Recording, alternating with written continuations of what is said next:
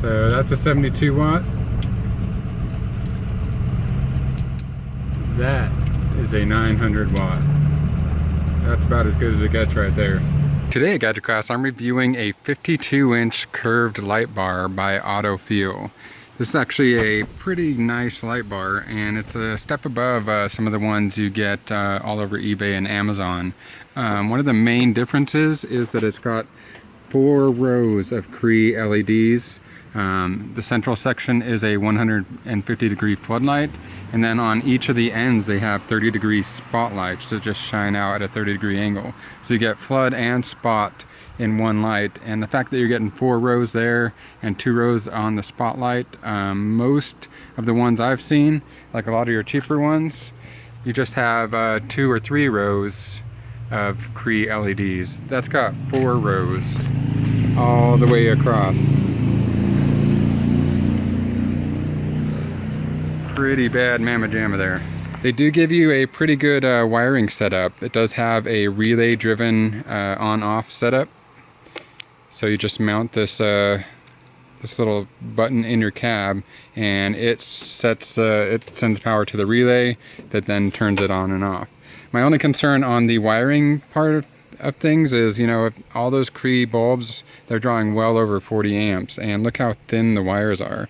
I think those wires might start to get warm eventually, but I'll see how it works after running it for a while.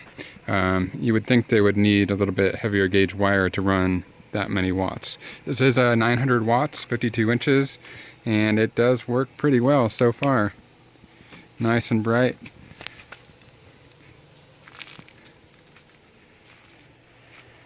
Alright, got it sitting up on the roof there, and I had to have it back pretty far in order to get the brackets to it all sit straight and for it to clear the middle.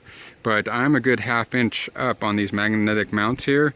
Once I drop it down onto the roof, it's going to be either touching or damn near touching on the roof there. Up here towards the windshield, the roof is just way too domed. It definitely sits on the middle right there, and there's no way it'll sit flat.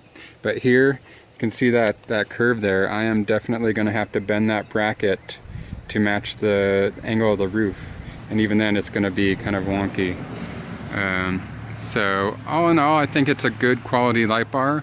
I like the housing, I like the quality there. It's even got a pressure breather for heat expansion. When the pressure builds up, it releases the extra pressure. That's over on the other side there. I would like to see them put better brackets. Even though these are stainless steel brackets, they won't rust and everything, I'd rather see a black anodized or maybe a powder coated bracket that has some sort of angle adjustment. So between that and the plastic piece back there, which is probably going to eventually crack from the sun and the heat, I think they could have done better on the mounting there. But other than that, the light bar itself is a pretty good quality. And I think for the price, you're getting a lot of lumens. I would like to see a heavier gauge wire running, you know, the over 40 amps that are up there. And I would like to see better brackets. So I'm going to go ahead and give this a 4 out of 5. I would give it 5 out of 5 if it came with instructions and if it came with better brackets or mounting hardware. Because most people are going to be putting it right on their roof, and most roofs are angled. Alright, you're looking at my driveway, and on the left hand side I have a LED headlight in, and on the right hand side I have a standard headlight that you would buy at Walmart or not a parts store. So I got one of each headlight in, and I'm going to show you how it looks with the light bar on. I do have my camera hard set at 5500K, so the color temperature will be the same throughout the rest of this video here. That's very important for white LEDs. You want to be able to tell what the color temperature is. So that's with normal headlights, and that's with the light bar. It pretty much makes it bright as day out there. I don't notice any particular spotting with the spotlights. They are pointed out towards the side, but as you can tell, there is plenty of light casting pretty much as far as you can see it. Now I'm going to go ahead and turn that off, and we're going to turn on my standard 72 watt smaller light bar, and you can see that does quite a bit. but not nearly as much as the big light bar.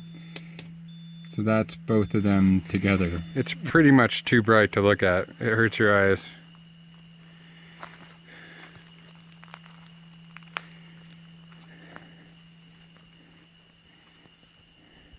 You do see a little bit of spot focus on the sides.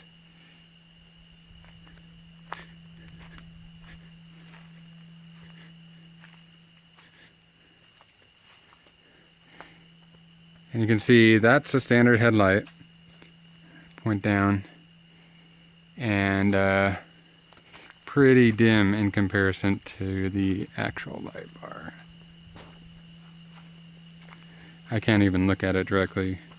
This is a plug-and-play LED headlight, and it's nice and bright. It almost equals the same brightness as you're getting up there. So imagine a whole bunch of those CREE LEDs up in a big light bar, casting in a curved horizon. Does a pretty good job.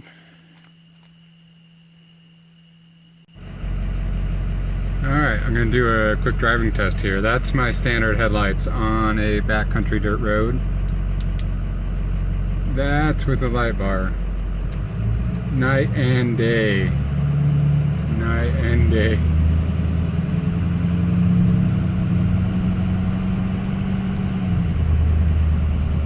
And I'll put on my other light bar. So that's a 72 watt. That is a 900 watt. That's about as good as it gets right there.